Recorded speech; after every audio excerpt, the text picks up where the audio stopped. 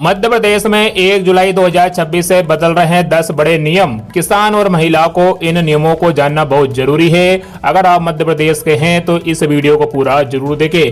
पहला नियम है, बिना टिकट ट्रेन में सफर करने पर लगेगा 2 गुना जुर्माना। आपको बता दें, ट्रेनों में बिना टिकट यात्रा करते पकड़े जाने पर लगने वाला न्यूनतम जुर्माना 250 रुपए से बढ़ाकर 500 रुपए कर दिया गया है। ये जुर्माना 1 जुलाई से लागू है। इसके साथ ही अगर कोई पुरुष यात्री महिला बोगी में सफर करता पाया गया तो उस पर 2500 रुपए तक का भारी जुर्माना लगाया जा सकता है। वही दूसरा नियम है, अब मुफ्त में आधार में ईमेल अपडेट करने का मौका। आपको बता दें, आधार कार्ड धारकों के लिए गुड न्यूज है। भारतीय विशिष्ट पहचान प्राधिकरण ने आधार कार्ड में रजिस्टर्ड ईमेल आईडी को अपडेट कराने पर लगने वाला शुल्क को हटा दिया है। अभी तक इसके लिए 75 रुपए का चार्ज देना पड़ता था, लेकिन 1 जुलाई से 31 दिसंबर 2026 तक यह सुविधा पूरी तरह फ्री रहेगी। अगर कोई व्यक्ति आधार ऐप का इस्तेमाल करके अपनी ईमेल आईडी अपडेट करते हैं तो अगले 6 महीने तक आपसे कोई फीस नहीं ली जाएगी। वही तीसरा नियम है, रिजर्व बैंक की मिस सेलिंग पर सख्त कार्रवाई। तो आरबीआई बैंक ग्राहकों के अधिकारों को मजबूत करने के लिए 1 जुलाई से बहुत ही सख्त नियम लागू करने जा रहा है। अक्सर देखा जाता है बैंक कर्मचारी ग्राहकों को गलत जानकारी देकर या गुमराह करके कोई भी इंश्योरेंस पॉलिसी बेच देते हैं, जिसे मिस सेलिंग कहा जाता है। नए नियमों के अनुसार अगर किसी बैंक ने ग्राहक को गलत जानकारी देकर कोई प्रोडक्ट बेचा है तो बैंक को ग्राहक का पूरा पैसा वापस करना होगा। वही चौथा नियम है, बदलेंगे क्रेडिट कार्ड के नियम। तो एसबीआई कार्ड ने अपने फोन पे एसबीआई क्रेडिट कार्ड पर्पल और फोन पे SBI credit card select black के रिवॉर्ड पॉइंट्स के नियमों को बदल दिया है।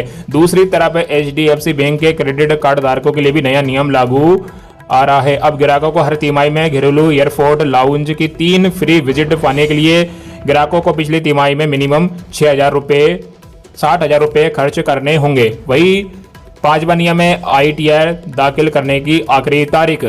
आपको बता दें, वित्त वर्ष 2025-26 के लिए ITR 1 और ITR 2 दाखिल करने की आखिरी तारीख 31 जुलाई 2026 है। तय समय पर रिटर्न दाखिल नहीं करने पर जुर्माना लग सकता है। इसके अलावा कुछ कर व्यवस्था चुनने का विकल्प सीमित हो सकता है और एलिजिबल लॉस को अगले सालों में आगे ले जाने की सुविधा भी प्रभावित हो सकती है। वही छठा नियम में, पासपोर्ट बनवाना होगा महंगा। तो 1 जुलाई से सामान्य और तत्काल दोनों तरह के पासपोर्ट की फीस में बढ़ोतरी होगी। विदेश मंत्रालय ने भारत और विदेशों में उपलब्ध पासपोर्ट सेवाओं के चार्ज में बदलाव किया है। वही 7वां बदलाव है, एलपीजी सिलेंडर को लेकर। हर महीने की पहली तारीख की तरह 1 जुलाई को भी तेल विपणन कंपनियां एलपीजी सिलेंडर, सीएनजी और पीएनजी कीमतों में समीक्षा करती है। इस दौरान घरेलू और कमर्शियल सिलेंडर के दामों में बदलाव देखने को मिल सकता है। साथ ही एयर टरबाइन फ्यूल के लिए भी नए रेट जारी किए जाएंगे, जिसका हवाई जहाजों की टिकटों की कीमतों पर बड़ा असर पड़ सकता है। वही 8वां नियम है, जुलाई में 12 दिन बैंकों में काम कहीं नहीं होगा। तो अगले महीने यानी जुलाई में अलग अलग राज्यों व शहरों में कुल 12 दिन बैंक बंद रहेंगे। 4 रविवार और दूसरे चौथे शनिवार के अलावा 6 दिन अलग अलग जगहों पर बैंकों में कामकाज नहीं होगा, यानी कि 12 दिन बैंक बंद रहेंगे। वही नवा है, एमपी के सरकारी स्कूलों में बदले नियम। 1 जुलाई से शिक्षकों के साथ अब अफसरों और कर्मचारियों के लिए भी ई अटेंडेंस अनिवार्य होगी।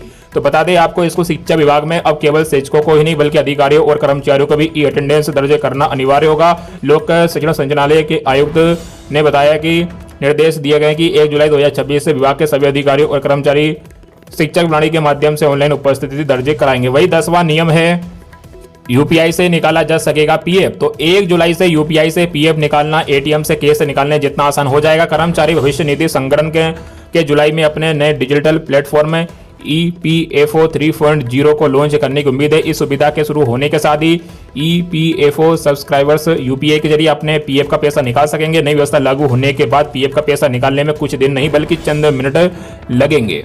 इसी के साथ मध्य प्रदेश में जुलाई महीने में और भी सौगातें मिलने वाली है, जैसे लाडली बहना योजना की किस्त जारी होगी।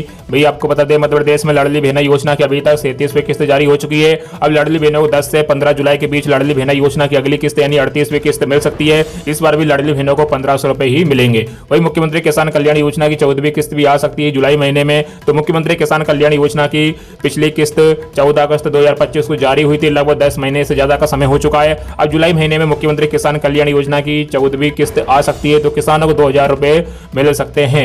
वही 80 करोड़ के लिए बड़ी खबर सामने आ रही है, राशन को लेकर बदल गए हैं नए नियम। तो आपको बता दें, देश में 80 करोड़ से ज्यादा लोगों को प्रधानमंत्री गरीब कल्याण योजना के तहत मंथली राशन दिया जाता है। इस योजना के तहत सरकार समय समय पर नियमों में बदलाव करती है। सरकार ने एक और बदलाव किया है। नए नियम के तहत अब पात्र नागरिक देश से किसी भी राशन की दुकान से उचित कीमत पर अनाज ले सकते हैं और ये व्यवस्था ठीक वैसे ही पेश की गई जैसा बैंक में होता है। आपका किसी बैंक में अकाउंट हो, आप देश से किसी भी एटीएम से अपने अकाउंट से पैसा निकाल सकते हैं। अब सरकार ने राशन को लेकर भी ऐसी ही व्यवस्था लागू कर दी है। ये बदलाव सरकार ने one nation one ration card के मिशन के तहत किया है।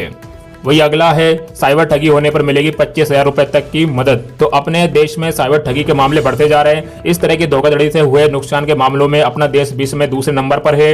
फ्रॉड होने पर कई बार नुकसान की भरपाई कैसे होगी, कितनी रकम वापस मिल सकती है, ऐसे कई सवाल पीड़ितों को काफी परेशान करते हैं। रिजर्व बैंक ऑफ इंडिया की नई गाइडलाइन से अब इस तरह के लोगों को काफी राहत मिलेगी। इसके तहत 50,000 रुपए के नुकसान पर 25,000 रुपए तक का मुआवजा मिल सकता है। इसके लिए कुछ शर्तें रखी गई है। तो ऑनलाइन फ्रॉड के केसों में पीड़ितों को मदद पहुंचाने के लिए रिजर्व बैंक ऑफ इंडिया ने काफी समय पहले नए नियमों को ड्रॉप तैयार किया। पहले इसे 1 जुलाई 2026 से लागू करने की तैयारी थी। इसी बीच 24 जून को आरबीआई की ओर से जारी नोटिफिकेशन बताया गया कि इसे अब 1 जनवरी 2026 से लागू किया जाएगा। वही टोल प्लाजा लेकर अभी नया जानकारी आ रही है। 60 किलोमीटर तक नहीं होगा कोई टोल प्लाजा। तो बड़ी खबर है, हाईवे पर सफर करने वालों के लिए बड़ी खबर सामने आ रही है। अब नए नेशनल हाईवे और एक्सप्रेसवे पर 2 टोल प्लाजा के बीच कम से कम 60 किलोमीटर की दूरी रखना जरूरी होगा। सरकार ने लोगों की शिकायतों और बार बार टोल वसूली की समस्या को देखते हुए यह नया नियम लागू किया है। इस फैसले का सबसे ज्यादा फायदा उन लोगों को मिलेगा जो लगभग रोज हाईवे पर सफर करते हैं। तो नया नियम क्या है? तो सड़क परिवहन और राजमार्ग मंत्रालय के नए नियम के मुताबिक अब किसी भी नए हाईवे पर 60 किलोमीटर से पहले दूसरा टोल प्लाजा नहीं बनाया जाएगा, यानी लोगों की थोड़ी थोड़ी दूरी पर बार बार टोल टैक्स भी नहीं देना पड़ेगा। इसी के साथ 1 जुलाई से और भी बड़े बदलाव हो रहे हैं। 1 जुलाई से बिना किसी रोक टोक के मिलेगा पेट्रोल और डीजल। तो देश में पेट्रोल और डीजल का इस्तेमाल करने वाले लोगों के लिए भी सरकारी तरफ से एक बहुत बड़ी राहत भरी खबर सामने आ रही है। पेट्रोलियम और प्राकृतिक गैस मंत्रालय ने पेट्रोल और हाई स्पीड डीजल की बिक्री और उनके डिस्ट्रीब्यूशन पर लगाई गई सभी अस्थायी पाबंदियों को पूरी तरह से वापस लेने का ऐलान कर दिया। सरकार का ये नया फैसला 1 जुलाई 2026 से पूरे देश में प्रभावी रूप से लागू होने जा रहा है। इसका सीधा मतलब यह है कि सरकारी क्षेत्र की तेल कंपनियों के रिटेल आउटलेट्स यानी पेट्रोल पंपों पर तेल की बिक्री पर पहले की तरह ही सामान्य रूप से चलेगी। सरकार ने देश में पेट्रोलियम प्रोडक्ट्स की मौजूदा सप्लाई की समीक्षा करने के बाद यह माना है कि अब जनहित में इन पाबंदियों की कोई जरूरत नहीं बची है। एलपीजी सिलेंडर को लेकर भी नए नियम जारी हो रहे हैं 1 जुलाई से। आपको बता दें, इंडियन गैस, भारत पेट्रोलियम और भारत गैस के एलपीजी कस्टमर्स को बड़ा झटका लगने वाला है, क्योंकि 1 जुलाई से नया नियम लागू हो रहा है। आपको बुकिंग में दिक्कत, गैस कनेक्शन कटना और अन्य परेशानियां उठानी पड़ सकती है, लेकिन ये सभी एलपीजी यूजर्स के लिए नहीं होगी। केंद्र सरकार ने हाल में ही एलपीजी नियम में संशोधन आदेश लागू किया है। नए नियम के तहत जिनके पास पहले से पीएनजी कनेक्शन है उनका एचपी, इंडियन या भारत गैस एलपीजी कनेक्शन 1 महीने भीतर काट दिया जाएगा। जो लोग स्वेच्छा से अपना एलपीजी कनेक्शन छोड़ देते हैं उन्हें पूरी तरह से नुकसान नहीं होगा। उन्हें एक कूपन मिलेगा जिससे वे जरूरत पड़ने पर बाद में अपना एलपीजी कनेक्शन फिर से एक्टिव कर सकेंगे। मार्च में ही सरकार ने निर्देश दिया था कि जिन क्षेत्रों में पाइपलाइन के जरिए गैस पहुंचाने का बुनियादी ढांचा मौजूद है वहां एलपीजी यूजर्स को 3 महीने के भीतर पीएनजी सिस्टम में बदलना होगा, नहीं तो उसका एलपीजी कनेक्शन काट दिया जाएगा। यह समय सीमा जून के अंत तक समाप्त हो रही है।